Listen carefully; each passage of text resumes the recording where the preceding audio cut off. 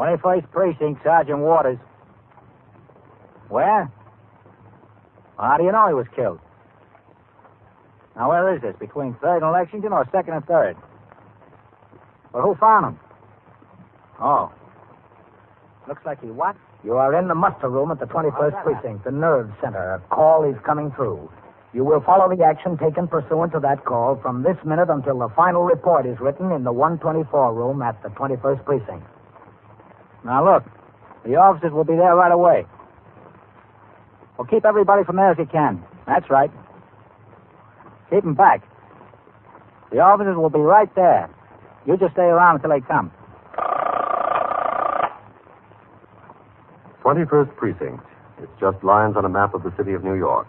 Most of the 173,000 people wedged into the 9/10 of the square mile between Fifth Avenue and the East River wouldn't know if you asked them that they lived or worked in the 21st.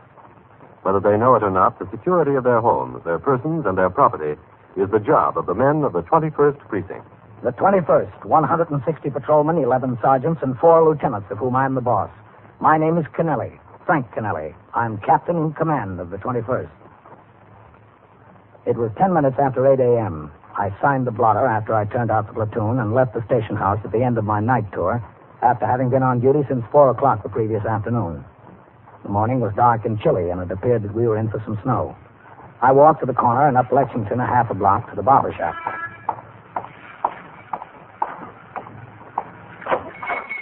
Come in. Come in. You're next, Captain. No waiting this morning. How are you, Joe? Oh, no complaints. I take your coat. Oh, thanks. And the hat. Yep. In the chair, Captain. You go to the fight last night, Captain? No, I was working. Boy, some fight. It was some fight. Yeah? I don't know how the guy stood on his feet as long as he did. I don't know. What'll it be this morning? The works? No, just a haircut, Joe. Just a haircut, yeah. So how's the police business? Quiet. Knock on wood, huh? Knock on wood. I guess that is the only business in the world when you're in it, you like it to be quiet. Oh, you want a little more off on the top this time, Captain? Or about the same? Oh, about the same. About the same.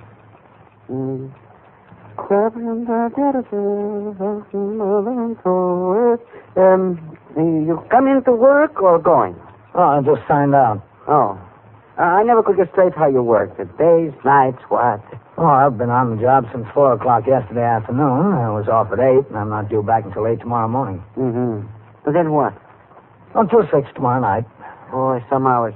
Especially that 4 in the afternoon to 8 in the morning deal. Like the fighter last night. How could you stand on your feet? Not so bad, Joe. If things quiet down about 3, 4 o'clock in the morning, I get a little sleep on the couch in my office. It's not like being home in the bed, believe me. I believe you, Joe. Oh,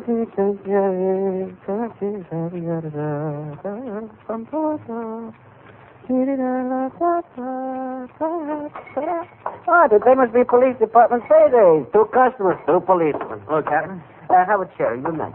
Coley? Lieutenant Gorman told me he thought you said you were coming here. What's doing? He said tell you we've got a homicide, Captain. Where? 78th Street near 3rd Avenue. Homicide, what's that, murder? Unidentified male, about 35 years old. Shot? They don't know yet, Captain. BPM has the street cut open for a new sewer connection there. Men came to work this morning, found the body at the bottom of the hole. Looks like a ride job. Some people... Hey, Joe, take this thing off, will you? How can you go out unfinished? I'll be back. It would be a good idea, believe me. Are you in a car or on foot, Coley? Expect a car, too, Captain. No. I was instructed if you were here and wanted to take a ride over there to drop my partner on post and drive you. I want to go, yes. I help you with a coat, Captain. Thanks, Joe.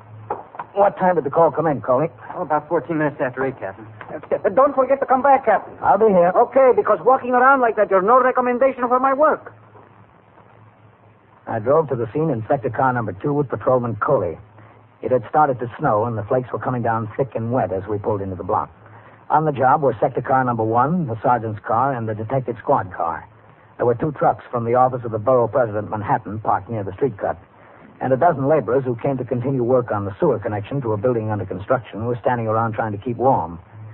Sergeant Waters had pressed them into service to aid in keeping civilians back on the sidewalk and, incidentally, to keep the laborers out of the way. Coley pulled the car up as close as he could manage. All right, park it down the block, Coley. Yes, sir. No sense in tying this up any worse.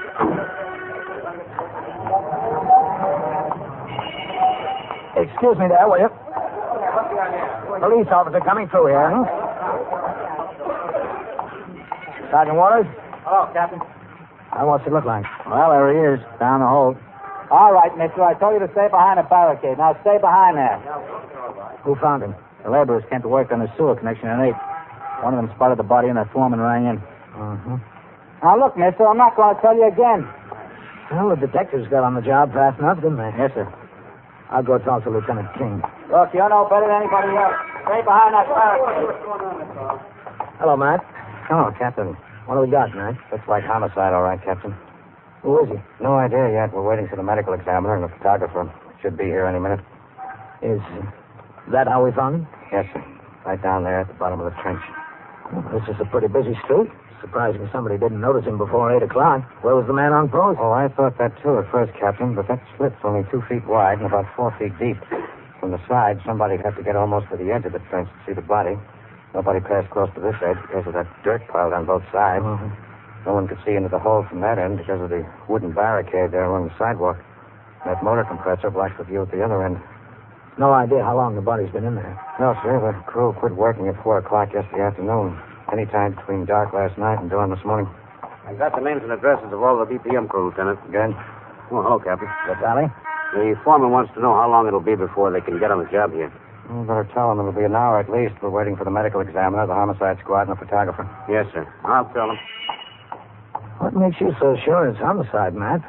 He could have been drunk, fallen in there. You haven't had a close look at him, Captain. He got him working over. He couldn't have gotten banged up that way falling into the ditch. He was thrown in there. Probably dragged out of a car and dumped. Any sign of a gunshot wound? He might have been shot. We can't tell from the position the body's in. We'll know more about that when we can move in. There wasn't any sign of anything in these piles of dirt, was there? If the body was dumped, whoever did it had to walk across these piles of dirt. There might have been, Captain, but there isn't now. When the first officer got on the scene, those 12 laborers were all over the place. Well, looks like this might turn into a pretty heavy snowstorm. Yeah, well, That's all I need, a homicide case, and go home and shovel the snow. Captain Kennelly. yes, Sergeant? I just rang in. Lieutenant Gorman told me there's a report of a safe burglary. In this precinct? Yes, sir.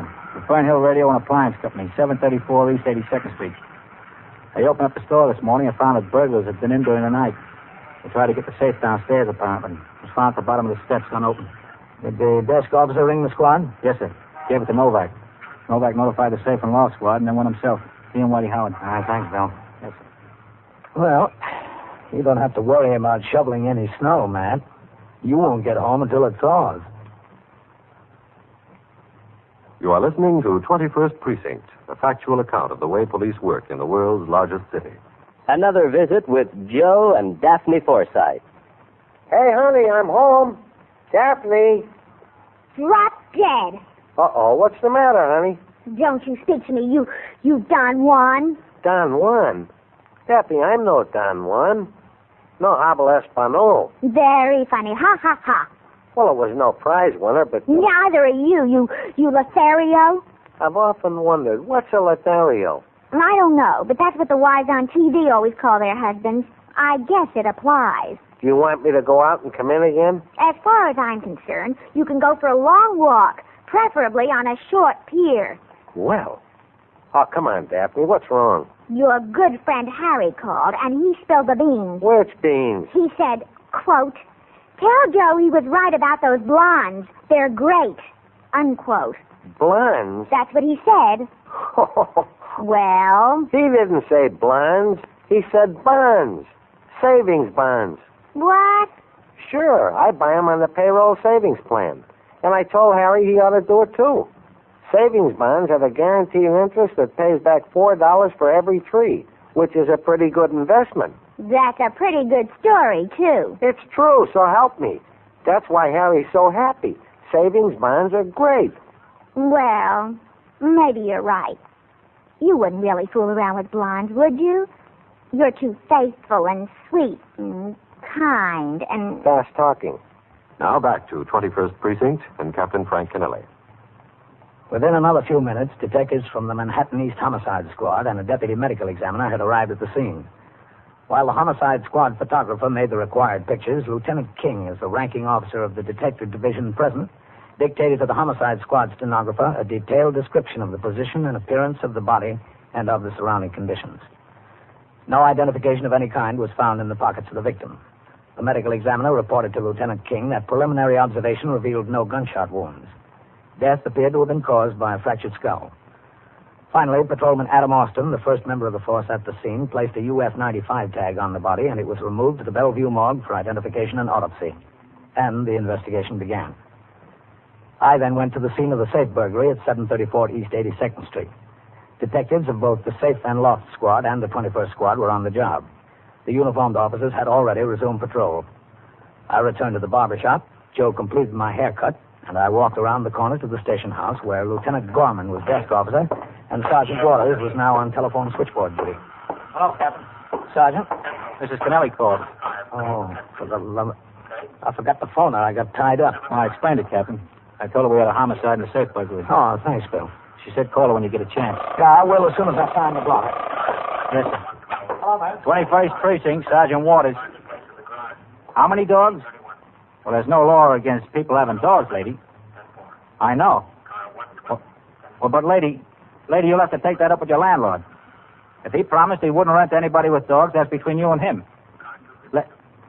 Well, madam, there's nothing we can do about it. All right. You're welcome. What was that, Bill? She's allergic to dogs. Family's moving into a building with two of them. Oh. Hello, Captain. Man, I want to see you. I'd like to see you, too, Captain. Well, how's it going? Nothing much yet. Come on into my office. Well, for a minute, Captain Fleischer's upstairs talking to those two men from the borough president's office. Oh, go ahead. Thanks. The captain of the homicide squad is on his way up with the chief of detectives. Any identification on him yet? No, I just spoke to the tally. They rolled some prints off the man as soon as they got him to the Bellevue morgue. He just brought them into BCI, and they're trying to get a make on him now. The man wasn't shot or stabbed, was he? No, sir. The medical examiner says death was apparently caused by a fractured skull. He's got other marks and bruises all over him. One thing's sure, the fall into the ditch couldn't have done it. He was dead before he got anywhere near the ditch. What I wanted to find out is, you were up at the safe burglary, right, Captain? Yeah, man. Well, I've been running around in circles on this other deal. Haven't had a chance to speak to Novak and Howard about that.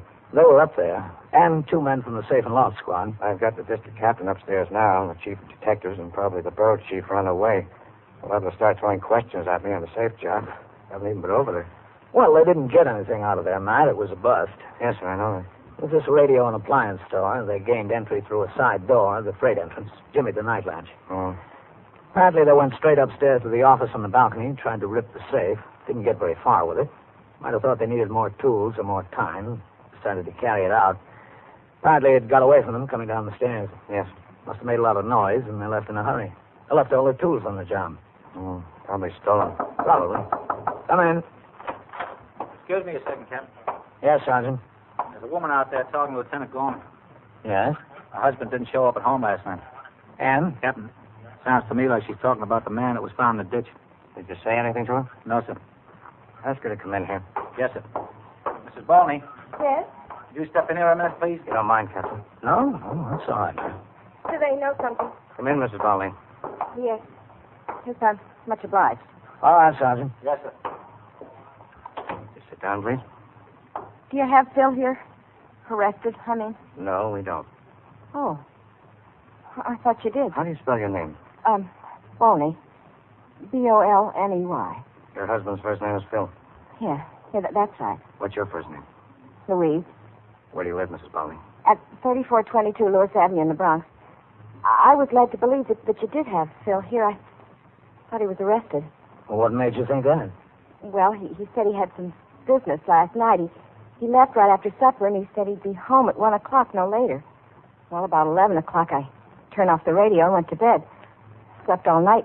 When I woke up this morning, he wasn't in the bed. I don't know. I couldn't imagine what happened. Does he ever stay out all night? Well, late sometimes, but never all night. He always comes home, no matter what time in the morning, always. He don't drink much, so I'm never worried about that. A few beers, maybe. I still don't understand what made you think he was arrested. A detective called. And spoke to you?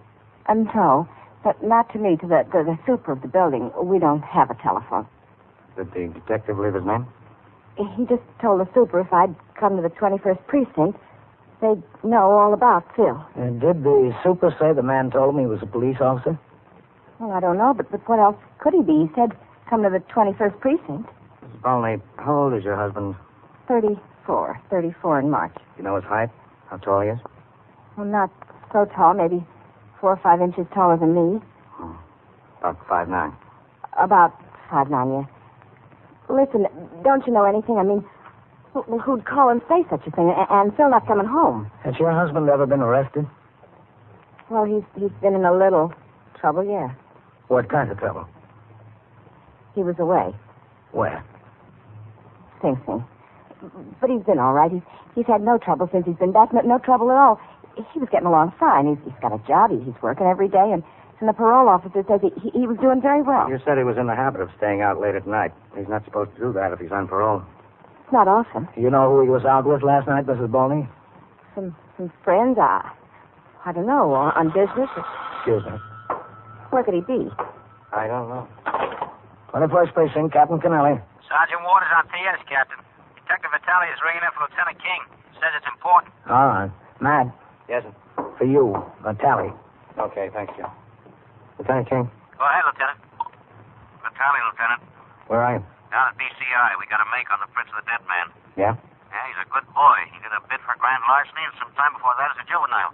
What's the name? Balney. Philip Robert Balney. Bolney. Uh-huh. The cards down here don't have a recent address on him, but he must have been reporting to the Board of Parole. I can check and see what address they've got. No, that won't be necessary, Vitale. Yes, sir. See if you can get a mug shot from BCI and come on in here. All right, Lieutenant. Yes, sir. I got a make, Captain. Did they? Yeah. Where did your husband work, Mrs. Bolney? On the docks. On the west side, along Shoreman. Have any idea who he might have gone out with last night? Oh, no, not exactly. He has lots of friends. Which friend in particular do you think he might have been with last night? Well, he did say something. What? About Red, about having to go someplace with Red. You know, on business. Red who? I don't know his last name. He talks about this Red all the time. It's just somebody that works with him. You know, Doc Wallopin. Would you know this Red if you saw him? No, I never met him. I only heard Phil talk about him. Listen, if you don't have him arrested here, Phil, I mean, where is he? Where could he be? You think maybe he went right to work this morning? No, Mrs. Bolney, I don't think so. I'm pretty sure we know where he is. Well, this is a fine time to tell me. Why didn't you tell me before? But, Captain, why didn't you tell me? We just found out about it. Oh, where is he? Down at Bellevue, we think. What's he doing down there? Oh, is he sick? Oh, is he in... He's not dead. Yes, he is. I'm sorry. After a few minutes, Lieutenant King took Mrs. Bolney upstairs to the 21st Detective Squad. There she was questioned by Assistant District Attorney Lawrence Shapir in the presence of Lieutenant King and the top command of the Detective Division, the Chief of Detectives, the Borough Chief, the Homicide Captain, and the District Captain. She was able to give no information other than the fact that she thought her husband might have been in the company of a friend named Red.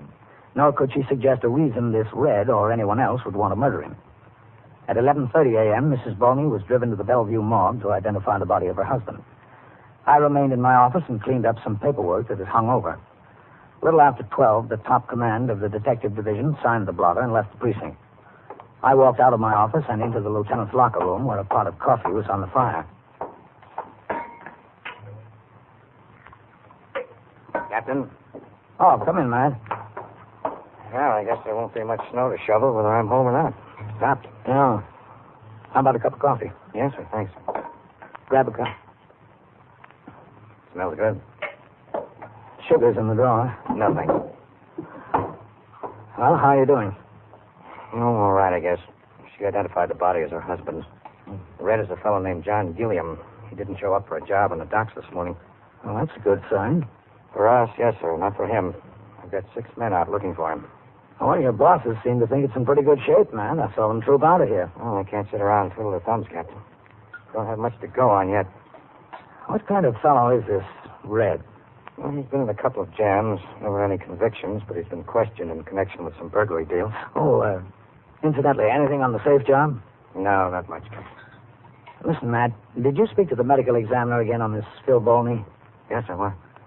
All these fractures and bruises he had, were they all internal injuries? No open cuts? No, sir. You know something? What? Bolney did time for grand larceny. The information you got is that this Red was picked up a couple of times for investigation of burglary. Yes, sir. Are you willing to listen to a wild guess? I'll listen to anything, Captain. It washes out a homicide case for you. That's the last thing I need, Captain. A homicide case. I'm listening. After I finished my conversation with Lieutenant King, at 1:30 I signed the blotter and left the station house. All that day and that night, detectives of the 21st Squad and the Homicide Squad beat the brush for John Gilliam, also known as Red Gilliam. They were waiting at the pier where he usually worked at the afternoon shape-up. He did not appear. They traced out his home address, a furnished room in the West 20s. He hadn't been seen. The place was planted. Detectives spoke to all the acquaintances of Red Gilliam and Philip Bolney they could locate. None had any information regarding the whereabouts of the fugitive. The plants at Red's rooming house and at the address of a girlfriend were maintained throughout the night. At 8:20 a.m. the next morning, there was a phone call for Detective Vitale from one of the acquaintances of Red Gilliam he had spoken to the previous afternoon. The caller, another longshoreman, told Vitale that he had seen Red Gilliam at a Greenwich Village bar during the night. Red told the informant he was broke and needed a loan. He had promised a small loan if Red would come to the pier where he worked just before the whistle blew for the afternoon shape-up. Vitale gave this information to Lieutenant King. Along with 5 other detectives, all dressed in work clothes, he was instructed to cover this pier in the event that Red Gilliam showed up. This looks like a bust, Wade. Yep. We'll blow the whistle for the shape-up in a minute. If Red hasn't shown up by now, he won't. Oh, where's his friend? I don't see him now. No, I got him. There. Leaning against the fender of that truck, the pickup. Oh, yeah. Oh, there comes the hiring boss. When they shape up, let's move in with them. Okay. Come on. Yeah. Whitey. Yep. There he is, I think. Where? Yankee jacket, no hat. Headed for the truck. It's him. All right, let's grab him. Watch yourself. He might be healed. Don't worry. Red? Yeah? Wait a minute. We want to talk to you. Look, fellas, I'm in a rush. We're police officers, Red. Oh. Turn around, lean up against that truck. Go on. Yeah. All right, hold still. I'm clean. I'm not carrying anything. That's what we want to make sure of. Listen, what's the beef? What do you want me for? Don't you know, Red? How should I know what you guys want? You always want to know something. Yeah, Red. We always want to know something. So come on, let's go. I had been on duty since 8 a.m. At 1:20, I was upstairs in the detective squad office conferring with Lieutenant King about a renewal application for a pistol license. Yes. Come in, Pete. All right, Red. Inside. Sit down over there, Red. Yes. That's good. Sit right there. Shut the door, will you, Pete? Yeah, sure, Lieutenant. He says he doesn't know a thing, Lieutenant. This is where you come to learn, eh, Red? What's it all about? That you got to tell me. We'll start off with introductions. This is Captain Kennelly. I'm Lieutenant King. So? We don't want to waste any time, Red. We want some straight answers. About what? You were out with Phil Bolney the night before last, right? Who said that? Were you? No. Where were you? I spent practically the entire evening with a girl till about 3:30, 4 o'clock this morning. Well, that's so. It'd clear up a lot of things, Red. What girl is that? Her name is Isabel Gamer. Where'd she live? Down on 17th Street, near Ninth. Well, you know that's a lie, Red. Oh, it's not? Detective Vitale spoke to Isabel yesterday. She said she didn't see you since Sunday. Isn't that right, Pete? That's right, Lieutenant. So it's right. Look, Red, we got a lot of things on our mind around here. We don't want to waste any time. What do you think I'm doing? You think this is accomplishing something for me? Bill was found dead on the street. Our information is that you were with him that night. Now, what about the truth? If I told you the truth, you wouldn't believe it. Wouldn't we? I guarantee you wouldn't. Better try us, Red, because you're looking a murder beef right in the face. If the truth is going to help you, you better let us have it. You wouldn't believe it. Maybe we already know the truth, Red. Maybe we just want to hear it from you. Well, you won't believe it, I guarantee it. But if you want it, all right. What? Well, you see, Phil and I were together, yeah. We've been doing a few things together. I had this store spotted over in the East 80s, I don't know. The safe looked like an easy touch. Well, we went in there together and tried to rip the face off. It wouldn't come. So we decided to go down the stairs with it and load it in the car. It was small enough. Well, we started down. Phil was below and I was up above. The thing slipped, He slipped or something. Anyway, he went rolling down the stairs with it. I thought he was just knocked out. Yes? Well, that's all. I figured get him out fast, so I loaded him in the car. And when I got a few blocks away, I saw he was dead. Well, what was I going to do with him? Well, I passed by this place where they had the street dug up. That looked good enough for me, so I dumped him in there, and that was that. Was it? Well, there you see, you wanted the truth. That's it. What does it get me? Did you call his wife? Yeah, the next morning. I figured she got to know. She got to find out at least. Well, don't look at me like I was an idiot. That's what happened. That's exactly what happened. It's the truth. It's the honest to goodness truth. If I had a stack of Bibles, it wouldn't be any more the truth. I didn't kill him. I didn't lay a finger on him. We know it, Red. We believe you. Do you? Why shouldn't we? The captain had it figured the same afternoon. The whole thing sounds so screwy, so nuts.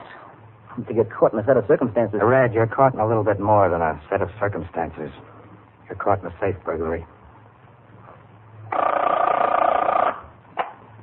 21st Precinct, Sergeant Waters. What'd you say about a gun? Oh. To get a license to carry one. And so it goes, around the clock, through the week, every day, every year.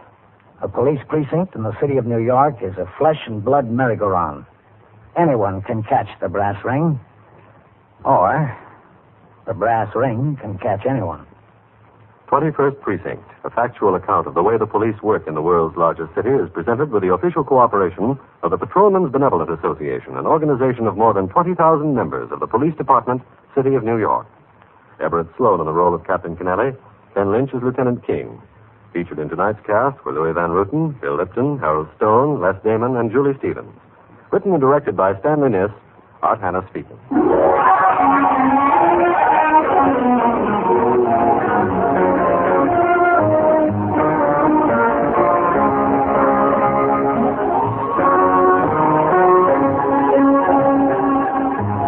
This is the United States Armed Forces Radio and Television Service.